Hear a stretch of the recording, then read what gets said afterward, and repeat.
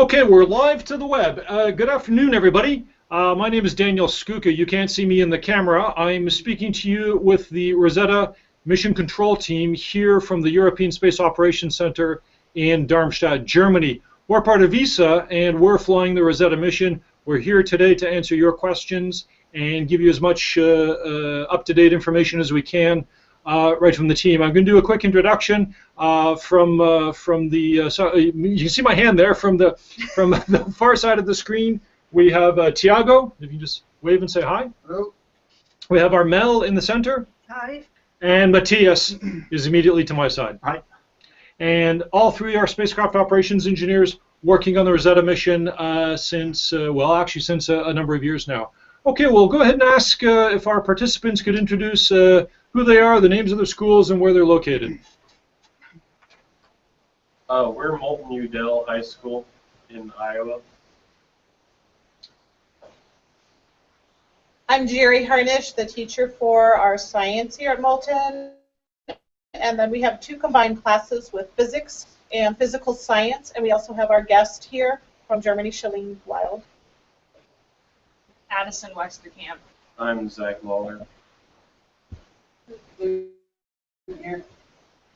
Allison here. Caitlin Lee. Audie Williams. Dale Murphy. Ben Keith. Kimberly Haley Peterson. David Daniels. Caleb Martin. Ben State Lawrence. Alex Savage. Jeff Rothmiller. Allie Hall. JC. Jessica. JC Clark. Great. Okay, is that everybody? It looks like it's everybody from what we can see in the screen. Okay, and if we can switch over to the other school.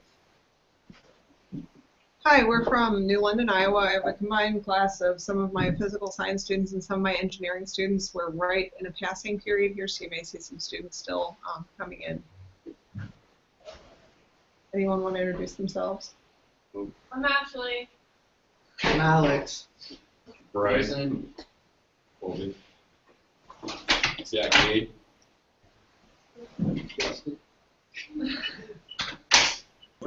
Okay, good stuff. Thanks a lot, guys. Listen, first of all, we want to thank everybody for coming on to this Google Hangout with us today, and we're really looking forward to spending some time with you guys. And we hope we can answer as many of your questions as possible.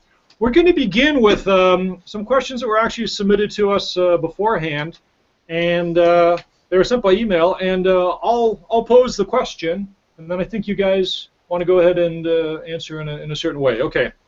The first question is, what has happened between the last Hangout in November 2014, during just before the landing, and today? Could you give a short overview describing what's been going on? And of course, our last Hangout via the Student News Network was last November, just before Philae landed on Comet 67P. So over to you guys. Okay, so I'll be answering this one. Basically, quite a lot has happened. We landed Philae on the Comet, which was one of the biggest achievements that we managed. After that, we actually changed a bit the way we were operating the mission. That is, after the lander had finished its main research on the comet, we started to fly the spacecraft differently and to do sort of flybys very close to the surface. Actually, the closest one was less than 10 kilometers from the surface. Then, continuing to do this, we actually started having problems with the spacecraft. We will talk about this a bit later. And because of that, we had to sort of go a bit further away from the comet. So not so clear images anymore. And then during that time, we're still proceeding. We're now in spring. Early summer, the comet is getting much closer to the sun, up to early and mid-August, where we actually reach the point in the trajectory where the comet and the spacecraft are at the closest point to the sun, which is called perihelion. And since then, we're now flying away from the sun. And that's basically where we are now. Okay, good stuff. Thanks, Armel. The next question was asking, could you explain what your team of engineers did over the summer to keep Rosetta at a safe distance from the comet as Comet 67P was approaching the Sun and reaching closest approach, reaching perihelion on 13th August? What was the danger to Rosetta as the comet moved closer to the Sun? Okay, so first of all, I want to start where we started with the close flybys. Daniel, can you bring in the picture of the shadow on the comet? Yeah, I'm just going to switch on screen sharing here, and we'll be able to show you that one. Great. Okay, and share. So I hope you can see that little shadow in the bottom. Press that on the other one. They can see the whole thing. Okay. That's just us. You see And this is actually, we were so close that this is the shadow of Rosetta on the comet. So this was the time where everything was nice and easy for us. The comet behaved. It threw a little bit of water at us, but everything was perfect and good. And as the question already said, with the time, and for us this is all a new world, we didn't exactly know how the comet will behave. And a few months later, it already showed much more dust particles thrown at us, and even we saw some nice jets. Maybe you can put this one as a comparison.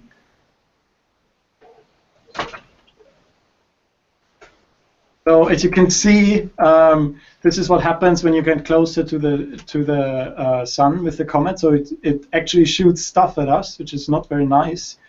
And for us, it's hard to predict. So we had a few situations where we actually we had trouble with our star trackers, and they couldn't track anymore because they were probably right in the middle of one of these dust clouds. And this caused us even a safe mode. The spacecraft was confused where it is and lost its attitude. And so we had to reconfigure on a weekend the whole spacecraft and get working again. And so we gradually moved further and further away. And in order to answer the real question is how can we distinguish what's a safe question, a safe distance with from the comet? We used our redundant star tracker. So we have always two units, and one was tracking as it should, and the second one was switched on occasionally in a mode where it's a bit harder for it to find the stars. And when we realized that this one has trouble to find all the stars it should find, we moved further away. And that's how we kind of always dipped our toes a little bit into the comet's cold water and said, "Ah, that's cold, let's go further away." And so that's how we have now a safe way to react if there's a lot of dust coming. If you want to show just the GIF of the thing. So this is an actual image of a star tracker, and you see it tries to find the stars, and these are all dust particles flying by, and you can imagine that it's very hard for the software to differentiate between real stars and the blizzards. Blizzard in space. Blizzard in space. Okay. Okay, I'll just turn off the screen sharing there. And we'll just take a brief. I think we've got all three. Yeah, all three participants are there. Sharon, hi, is that you? Welcome. Yes. Welcome to the conference. We've just gotten into the first couple of questions. Okay. I don't know what happened. It said someone was blocking me from the Hangout, so we got it figured out, I guess. Good stuff. Actually, if we can point your camera down a little bit, we can see your classroom just a little bit. There we go. That's excellent. There we go. Hey, guys. All right. Hey, welcome to the Hangout. Okay, so I believe we have the first question, right? Yeah, we've actually gone through the first couple of questions, and Matthias was actually answering question number 2, where he's explaining what's been going on during the summer. And if you'd like, I could actually just get him to quickly recap what he said, and then we'll pick up the rest of his answer and go into question number 3. That would be awesome. Thank you so much. Okay, Matthias? So yeah, the question was how do we keep a safe distance from the comet? And as explained before, so we had actually trouble. So we were in a distance which was not safe and caused the spacecraft to lose tracking of the stars. So it didn't know where it was pointing to. And the way we worked around is because we have 2 different star trackers. And we used our redundant one in a mode which has more trouble to find valid stars, which is harder for it. So when we knew when the redundant star tracker starts having trouble, we have to move further away. So this was kind of the clever trick. We used our equipment on board to, when our predictions were not absolutely on point, to see, oh, we are too close, and move away. And Matthias, maybe you can just explain briefly what a star tracker is, what it does for the spacecraft. Okay, yes. A star tracker is basically a camera which points to the sky, and like you and me, it tries to find star signs, more or less. And so when you know where Orion is or the North Star, you know where you're heading. And that's more or less what the star tracker is doing, finding stars, matching it with the scatter and work out the altitude the spacecraft is. Right. Okay, Sharon, we'll pass over to you. Do you want to go ahead and ask the third question?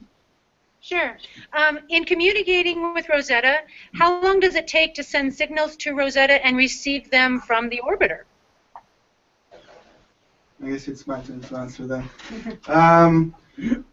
Well, you might just want to mention your name for the class that just yeah, joined. I'm Tiago, by the way.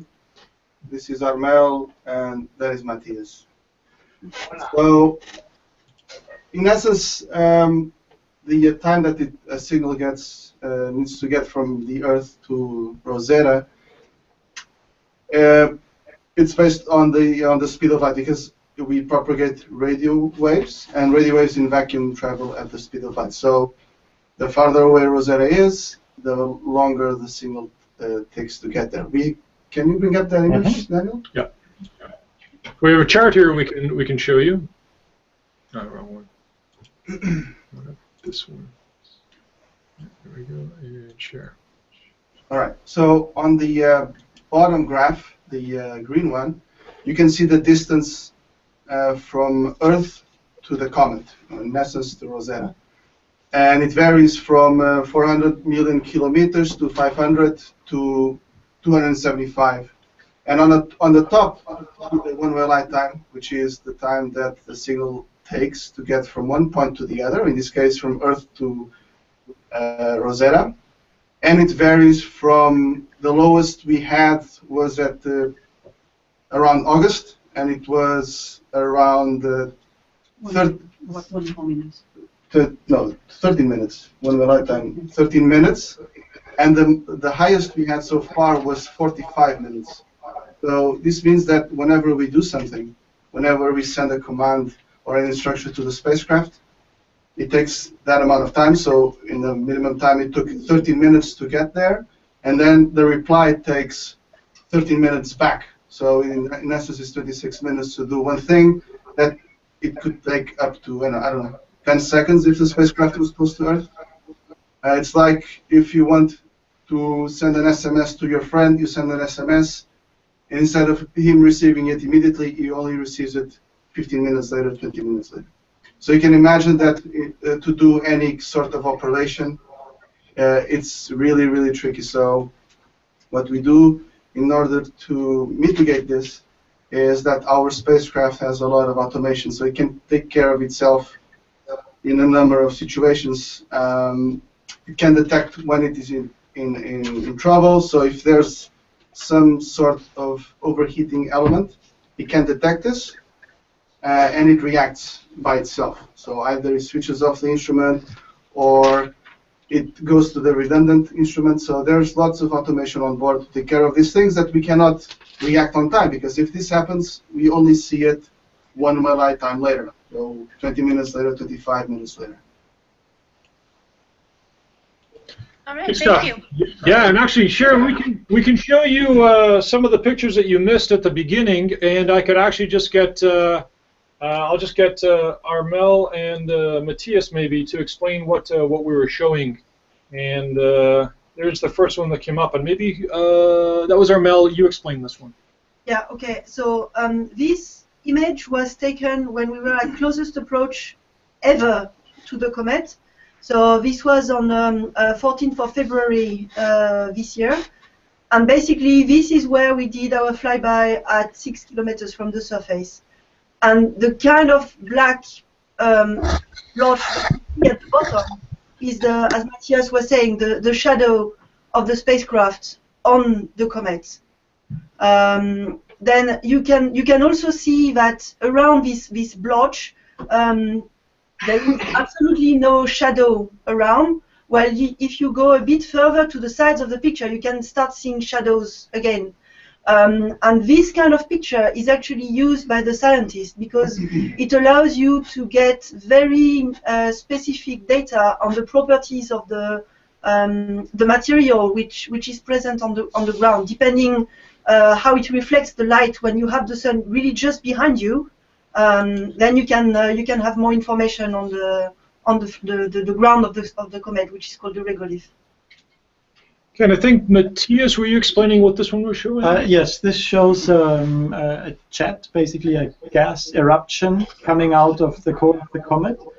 So what happens, the sun heats up the object more and more, and because there's no atmosphere to protect it, it just gets the heat absorbed directly. And at some point, because elements are water-like and very, very easy escaping molecules, they start to shoot out, and it gets more and more active, and this is what actually brings our spacecraft in danger if we get too close to one of these. Thank you very much.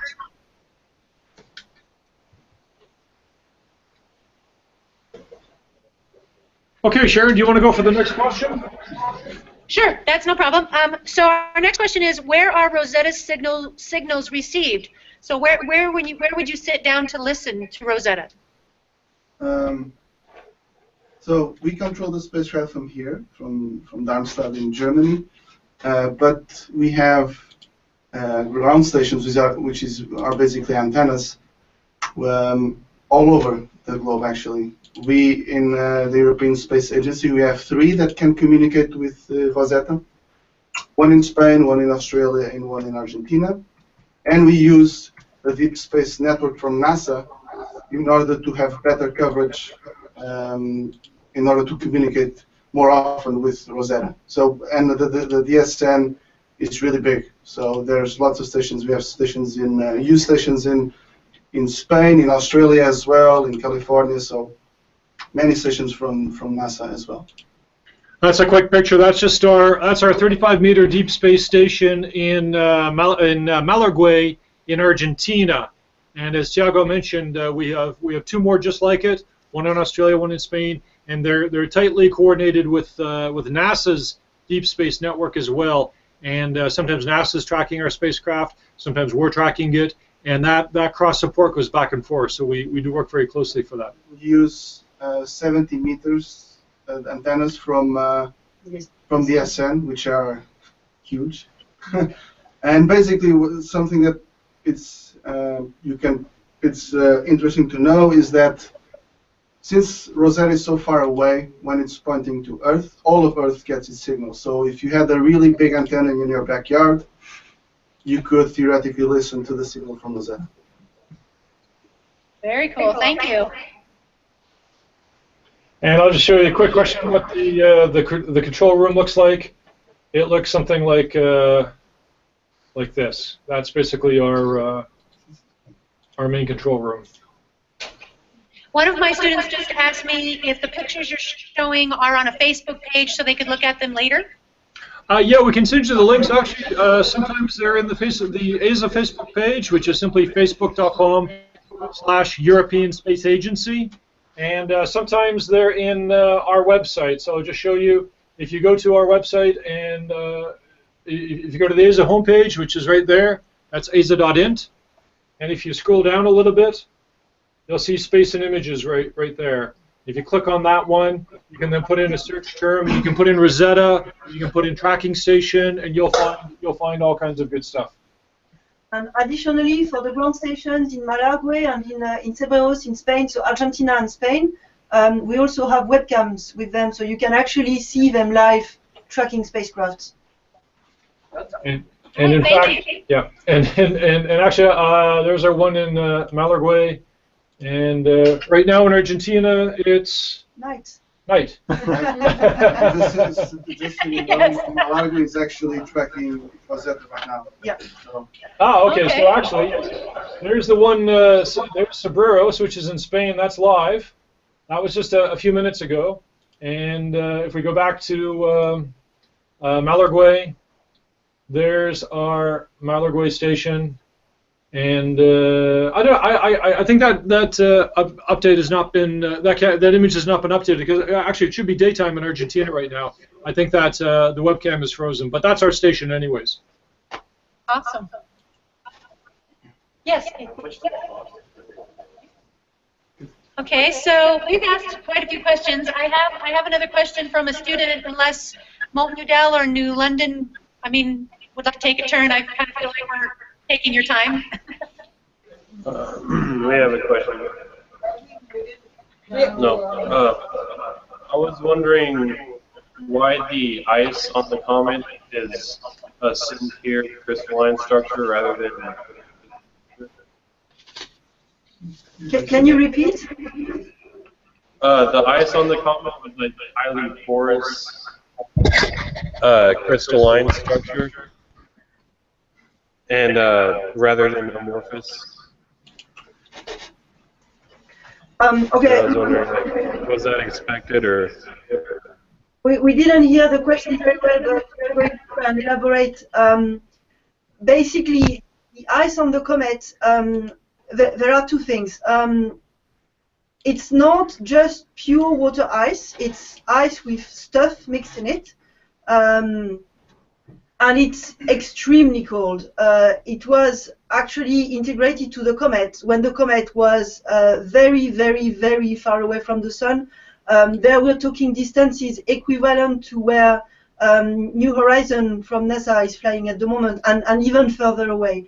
And basically, at these temperatures, the ice is formed in a fashion which we call amorphous.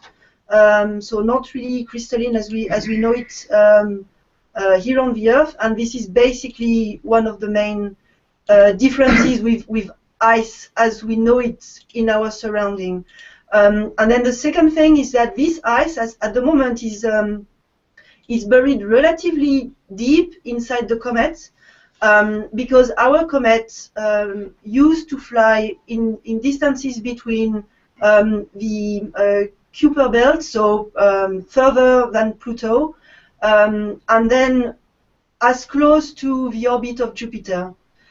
And then eventually, about 50 years ago or so, it flew by Jupiter close enough that Jupiter modified its trajectory, and then it started flying between roughly the orbit of Mars and the orbit of Jupiter. And doing so, it started to evaporate the ice that was inside the comet. So basically what happens is that you have the ice on the surface that just flies away, and then each time you come closer, it's ice from further down that gets evaporated, until eventually the comet has come close to the sun so often that there is nothing left inside anymore. I hope this answers your question.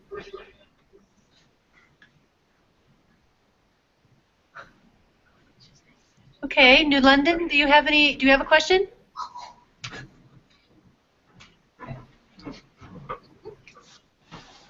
You guys are doing great.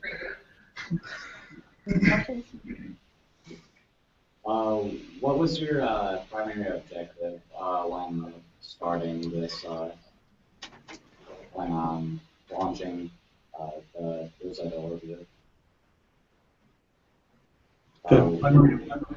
What were you hoping to do? I'm sorry, are you asking what was the primary objective? What did you hope to achieve Was it just for information, or did you expect what you were going to find on Comet? So what is the aim of the mission?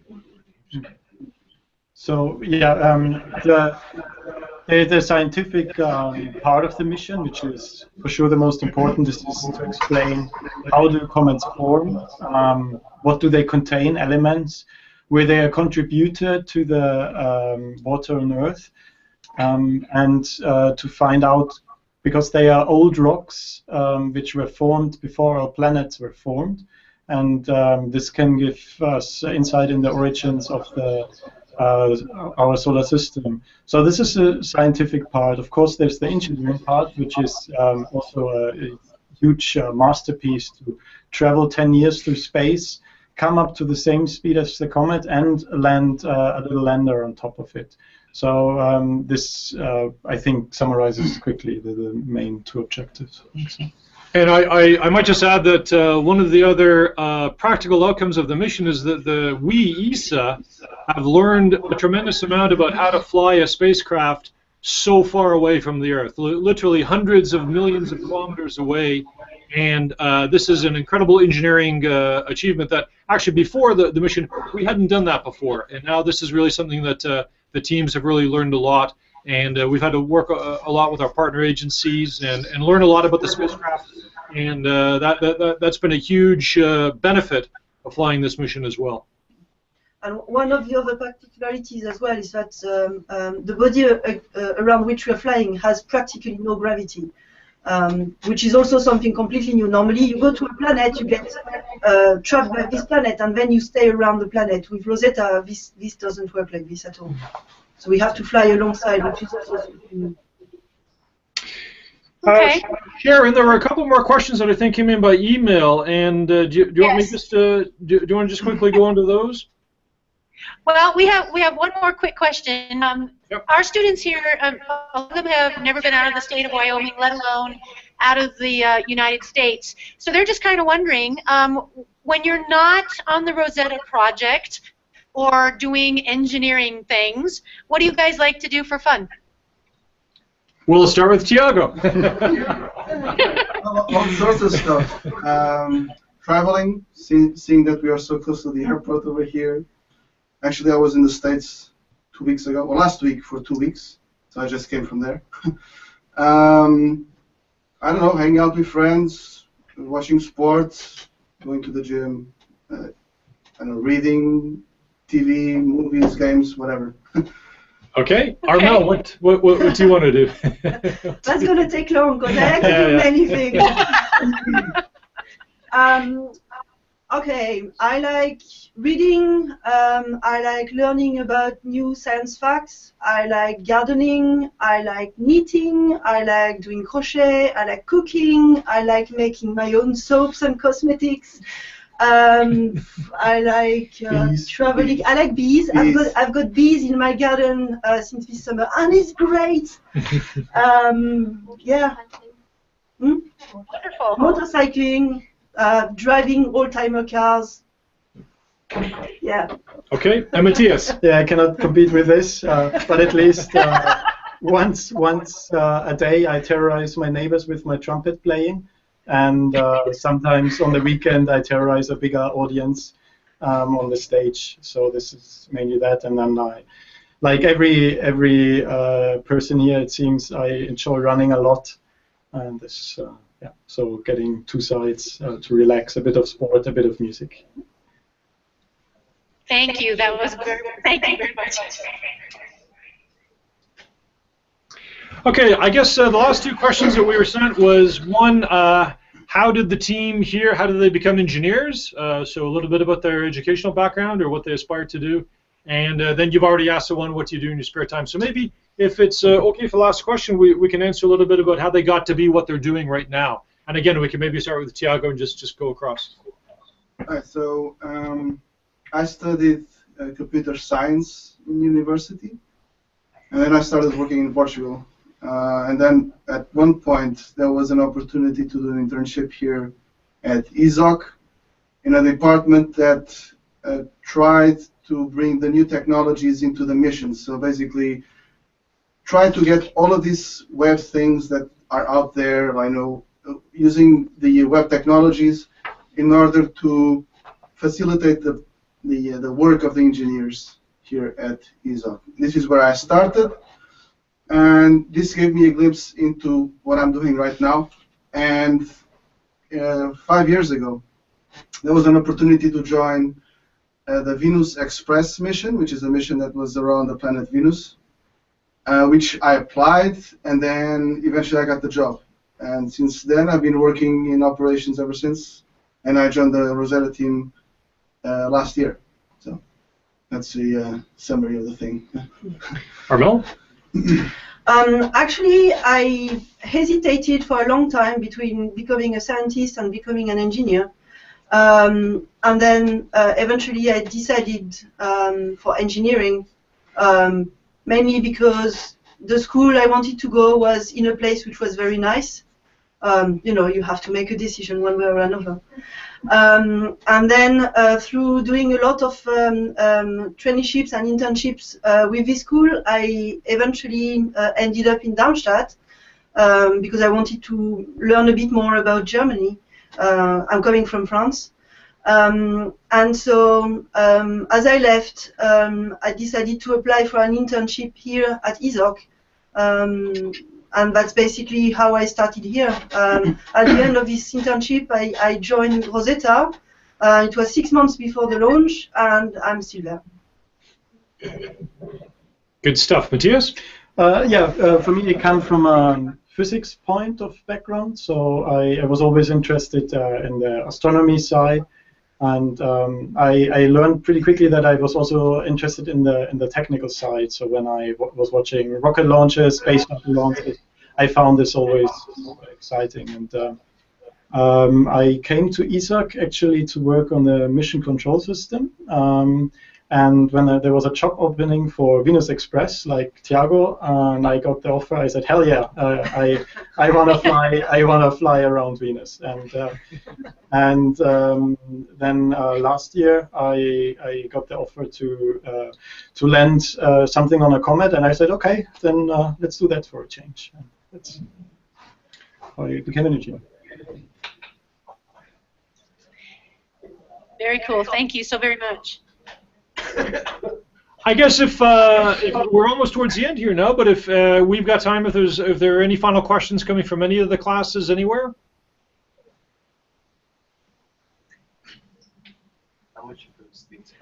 One of my students wants to know about how much it would cost to build Rosetta. Cool. I'll probably tell you how much it cost. Yeah, how much does it cost? Yeah. 1.6 billion euros at the time. 1 billion euros, so that's But yeah, this is the whole mission. That's the whole mission. That's the whole mission. And that's over 10 years. I think. Yeah, more than 10 years. So actually, I think for Europe, it's equivalent to 1 cinema ticket per person per year.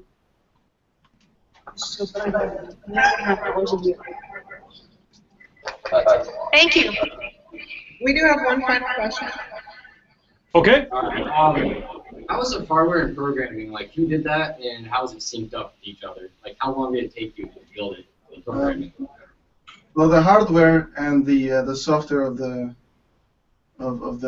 satellite is done by Aston, which are now, and they did everything. So basically, the way they operate is it distributes the workload around the European industry. So this is they landed the contract, and so they built the spacecraft. But we also have access to the code, and whenever there's a problem, we have manuals for the spacecraft. And whenever there's a problem, we go through the manual, but sometimes the manuals are written in a rush, so you cannot find anything, and you have to go to the software, to the source code of the software to find the explanation for your problem or how a system works or it should be working.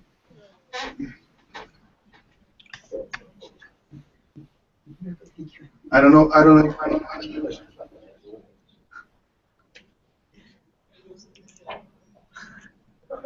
Okay. I mean, we're going to have to leave you. So if we want to wrap up, maybe? Okay, well, yeah. Thank you very much, guys. You've been a great audience, and thank you very much for the questions that you sent both beforehand and that you asked live.